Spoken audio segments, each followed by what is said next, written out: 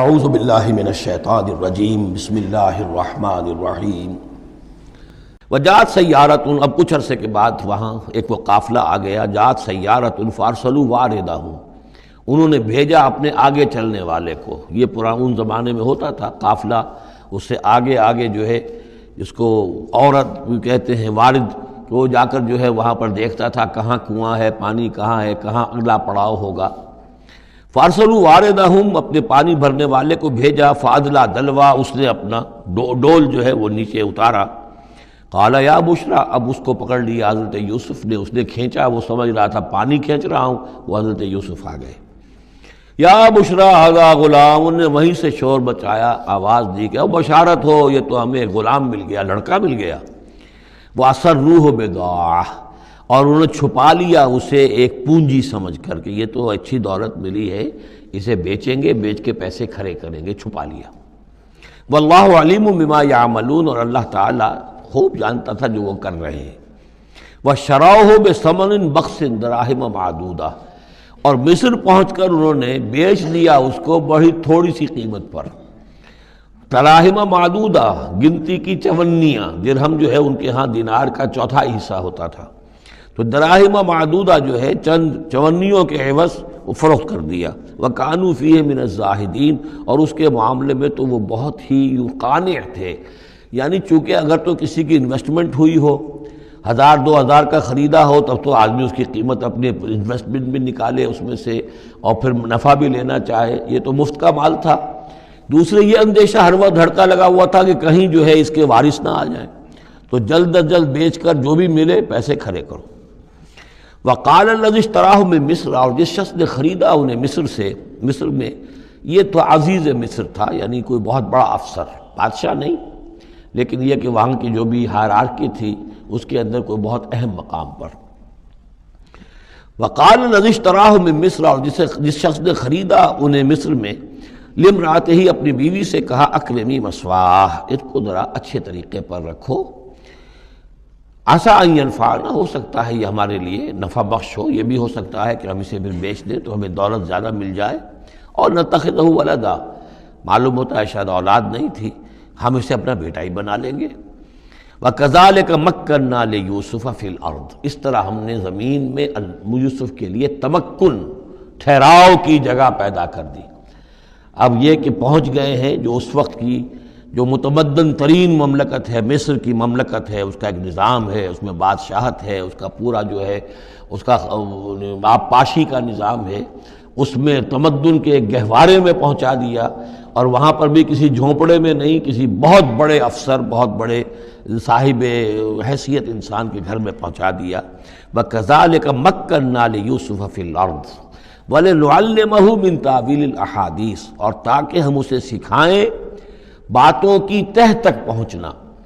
یعنی ظاہر بات ہے کہ اگر وہ کوئی بہت بڑا عہدے دار تھا، بہت بڑا افسر تھا، تو وہاں پر لوگ آتے رہتے ہوں گے، گفتگویں ہوتی ہوں گی، امور مملکت پر بحثیں ہوتی ہوں گی۔ اب یہ وہاں پر ایک خادم کی حیثیت سے ہیں، وہ باتیں ساری سن رہے ہیں، تو گویا کہ اس میں ان کے لیے تربیت کا سامان اللہ نے کر دیا کہ کہاں کسی اگر دیہاتی میں رہتے یا کہیں صحرا میں رہتے، کہاں یہ تمدن کے ایک گڑھ میں اور ایک ایسی جگہ پر جہاں پر بیٹھ کر سارے مشورے ہوتے ہوں، گفتگویں ہوتی ہوں، اور دوسرے ملکوں کی خبریں آتی ہوں، اس سے ان کے علم کے اندر معلومات میں بھی اضافہ ہوا، اور یہ کہ حالات و واقعات کا تجزیہ کرنا، اس سے استنتاج کرنا، نتیجہ نکالنا، اللہ نے یہ چیز انہیں سکھا دی۔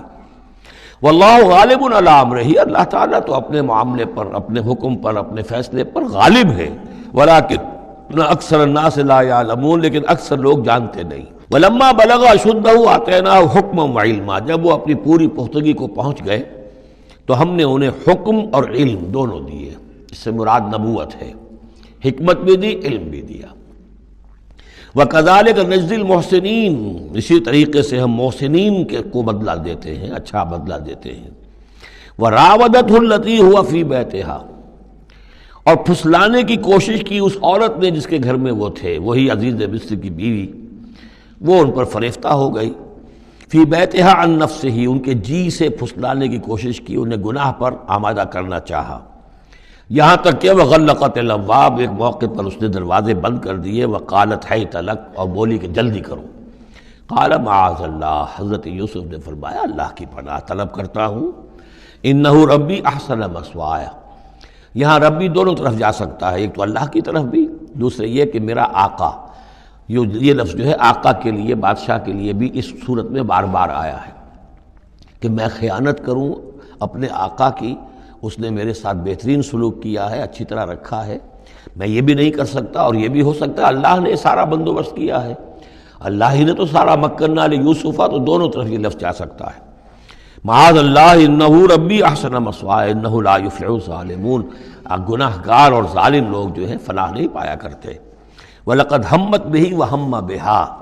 اور وہ تو ان کی طرف لپکی، یا یوں سمجھیے کہ اس نے تو ارادہ کیا اس کا،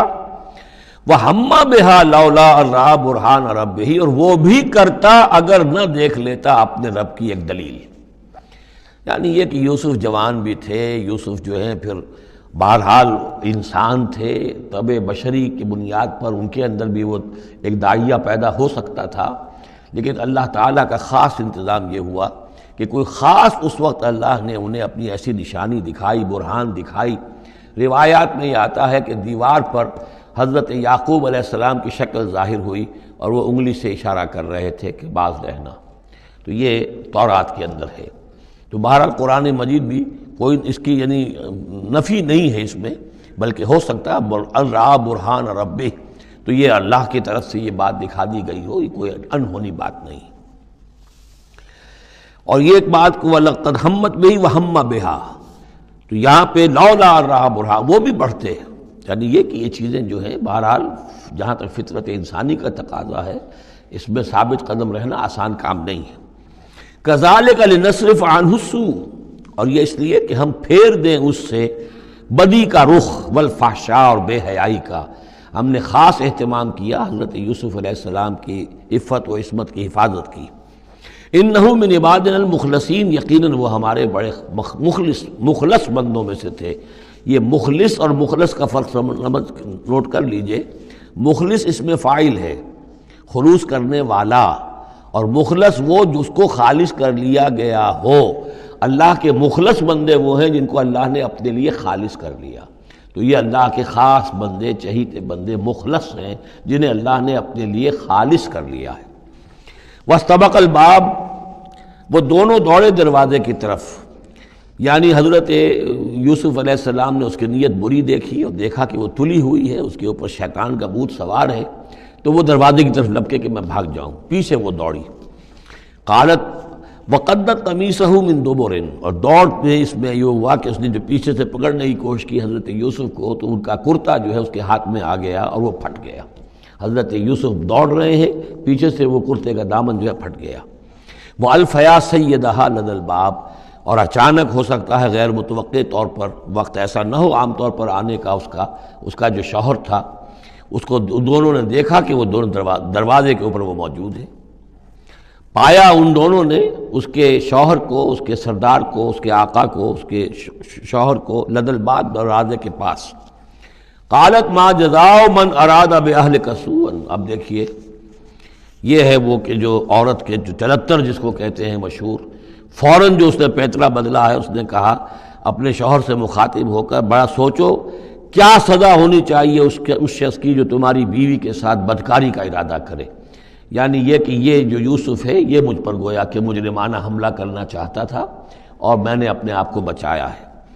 قالت ما جزاء من اراد باہلک سوءا الا ان یسجن، اس کی سوا کیا سزا ہو سکتی ہے کہ اسے جیل میں ڈال دیا جائے، اور عذاب علیم، یا اسے کوئی اور دردناک عذاب دیا جائے۔ اب ظاہر ہے اپنے دفاع کے لیے حضرت یوسف کو کچھ نہ کوئی بیان تو دینا تھا۔ قال ہی راودتنی عن نفسی، انہوں نے صاف بیان کر دیا کہ خود اس نے مجھے گناہ پر آمادہ کرنا چاہا تھا اور پھسلانا چاہا تھا مجھے میرے جی سے۔ وشہد شاہد من اہلہا، اب یہ کہ وہاں کوئی اور تھا، کوئی شخص کہ جو تھا اس عورت، وہ زلیخا اس کا نام آتا ہے تورات میں، قرآن میں کہیں نہیں ہے، امرات العزیز تو آتا ہے، اس عزیز کی بیوی، بڑے افسر کی بیوی، لیکن یہ کہ اس کا کوئی رشتہ دار بھی وہاں آن موقع پر موجود تھا، تو اس نے قرائن کی جو گواہی ہوتی ہے، سرکمسٹانشل ایویڈنس، اس کی بات کی۔ انہوں نے کہا کہ اگر تو اس کا کرتا پھٹا ہوا ہو، شاہد شاہد من اہلہا، اس عورت کے عزیزوں رشتہ داروں میں سے گواہی دینے والے نے ایک نے گواہی دی، اگر اس کا کرتا پھٹا ہوتا سامنے سے فصدقت، تو وہ سچی ہوتی، وہو من الکاذبین، اور یہ جھوٹا ہوتا۔ یعنی اگر کوئی مرد حملہ کر رہا ہے اور عورت اپنا تحفظ کر رہی ہے اور اس میں جو ہے کہیں کرتا پھٹتا ہے مرد کا، تو وہ سامنے کا حصہ پھٹے گا۔ وَإِنْ كَانَ قَمِيصُهُ قُدَّ مِن دُبُرٍ، اور اگر اس کی قمیص ہے پھٹی ہوئی پیچھے سے، فَكَذَبَتْ، تو وہ جھوٹی ہے، وَهُوَ مِنَ الصَّادِقِينَ، اور وہ سچا ہے۔